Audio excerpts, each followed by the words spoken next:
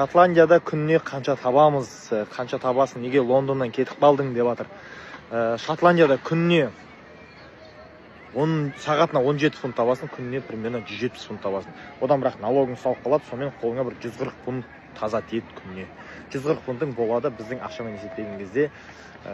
Жазып қоймасына осы жерге бүгінгі курспен. Жұмыс қандай? Жұмыс гипсокартон қоямыз.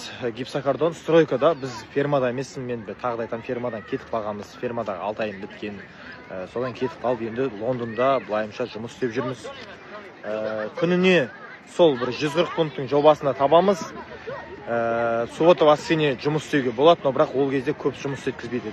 5 сағат, 6 сағат немесе 8 сағатқа дейін ғана. Қалған уақыттарда 10 сағат, 11 сағат, 12 сағатқа дейін жұмыс істеуге болады бізде қазір.